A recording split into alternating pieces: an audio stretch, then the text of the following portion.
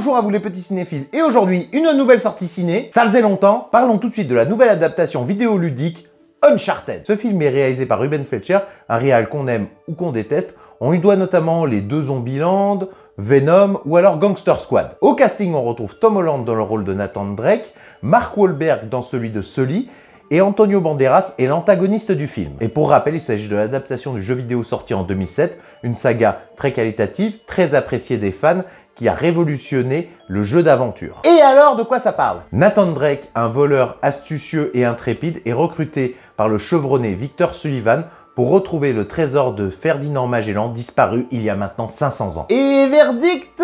C'était pas parfait, mais très divertissant. En tant que fan de films d'aventure, je dois dire que c'est vachement bien.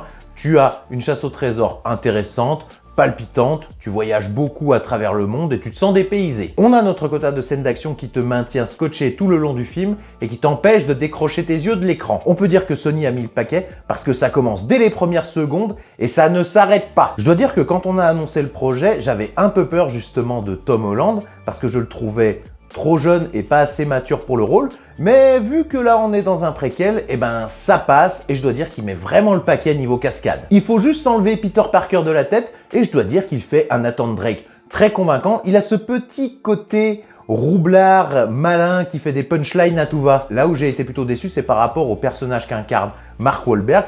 En fait, j'ai pas retrouvé le Sully des jeux vidéo.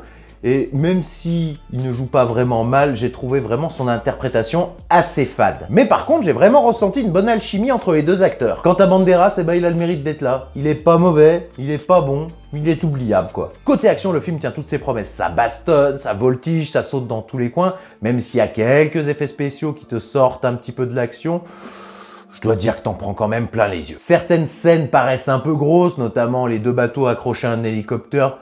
Mais bon, c'est bon délire et ça passe. C'est au niveau de l'humour vraiment que je suis plus mitigé. On oscille vraiment entre le bon et le bof.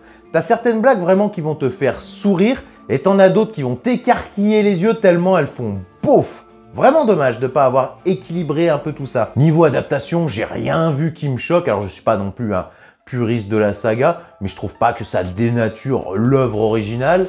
Bon, même si t'as certaines refs un peu trop appuyé à mon goût. Si je pouvais synthétiser tout ça, je dois dire que c'est bourré de défauts, ça ne révolutionne pas vraiment le genre des films d'aventure, mais ça forme un tout cohérent et agréable à regarder. En bref, j'en attendais rien, mais mon côté fan de films d'aventure a été amplement comblé, j'en ai pris plein la face, j'ai passé un super moment et j'ai hâte de voir la suite. Donc vous aurez compris que je vous invite à aller découvrir ce film en salle et surtout, n'hésitez pas à me faire vos retours en commentaire quand vous aurez vu le film et moi je vous dis simplement à bientôt!